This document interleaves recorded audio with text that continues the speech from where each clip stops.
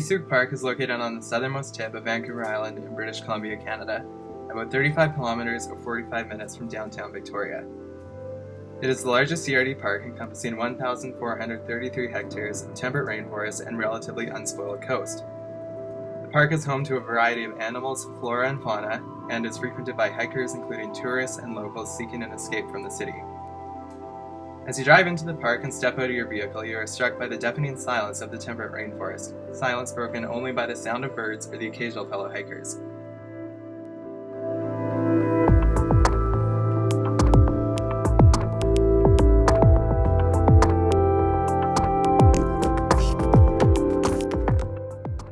This trailhead, the Pike Road entrance, is about a 15-minute hike down an old logging road through dense forest to the water.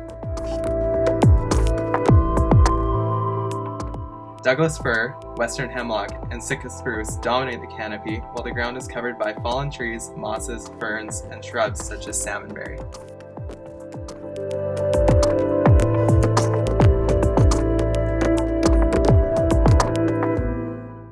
Stumps 3 to 4 meters in diameter are a sign of the selective logging that took place in the park in the past.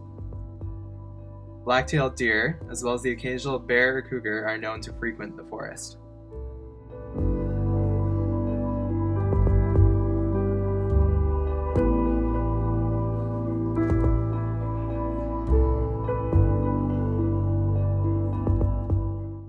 The sound of waves signals your arrival to the ocean as you descend the steps into Iron Mine Bay, a small rocky cove near the western border of the park.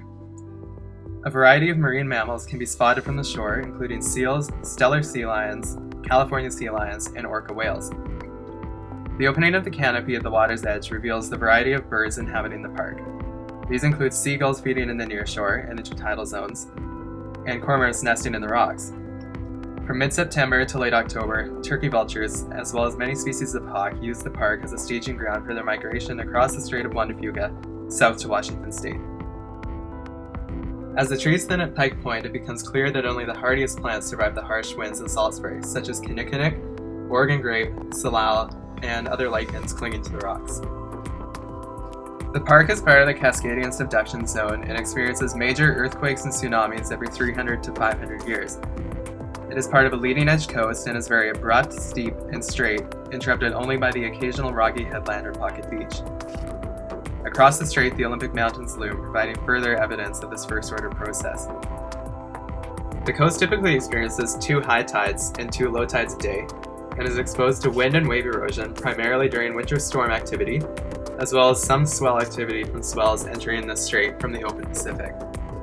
The area was heavily glaciated during the last ice age, as evidenced by striations, P-forms, and S-forms in the coastal rocks.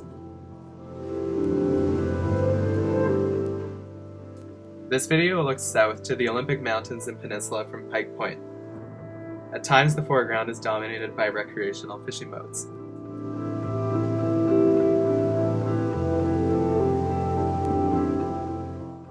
Looking to the west, where the Olympic Peninsula ends, one senses being at the edge of North America, with nothing but the North Pacific between them and the Asian continent.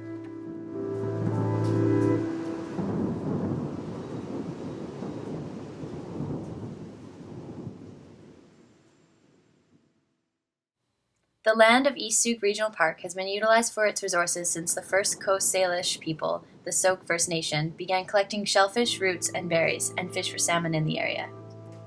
In 1927, a designated provincial heritage site was established at Aldridge Point due to the discovery of the petroglyphs that cover the rock face.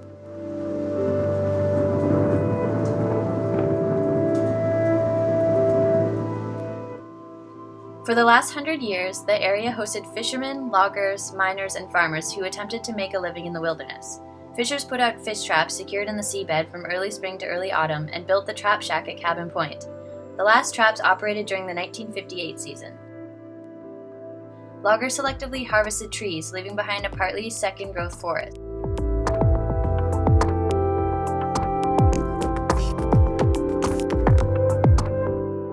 From 1863 until the 1970s, the Iron Mine Bay and nearby, on Mount McGuire, copper and iron were mined on and off. However, the quality and amount of ore that was mined was limited and never led to miners making a fortune.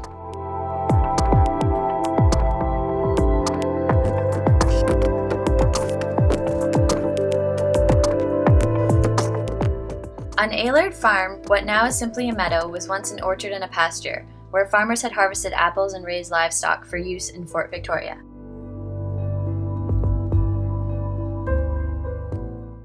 Nowadays, the community that uses the park mainly consists of people seeking leisure activities such as bird watching and school group tours, rock climbing,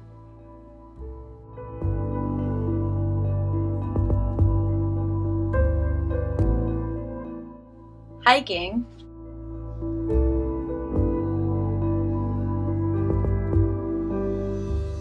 fishing, though some forms are periodically banned, and even swimming.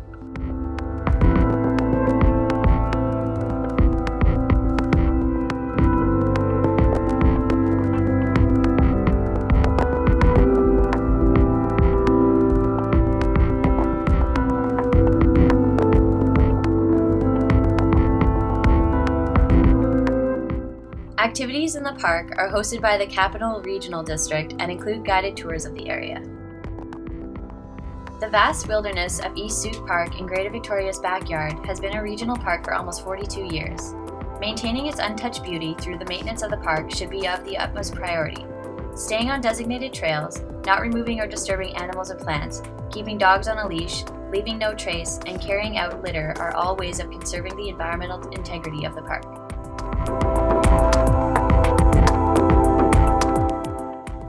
Guided tours should be offered on a more regular basis with trained guides who not only identify but interpret and explain the biophysical, community, and resource uses of the area with regards to future sustainability.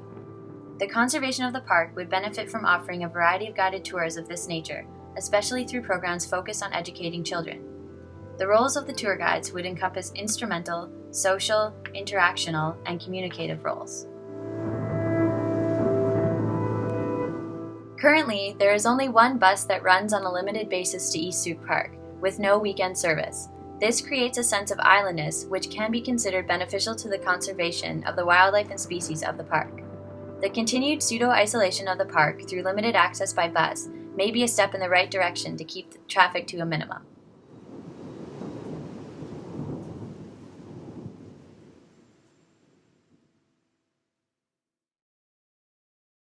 East Sooke Regional Park provides a temperate rainforest getaway to the residents of the South Island to experience the park's rugged, untouched coastline, catch glimpses of marine and terrestrial wildlife, or partake in activities such as fishing. While the park appears relatively untouched by human resource exploitation, digging a little deeper reveals that this is not the case. Past resource extraction includes First Nations shellfish harvesting and other forms of fishing, selective logging, and even iron and copper mining. Today, however, the park is used by a community mostly concerned with experiencing nature and preserving this West Coast wilderness for future generations.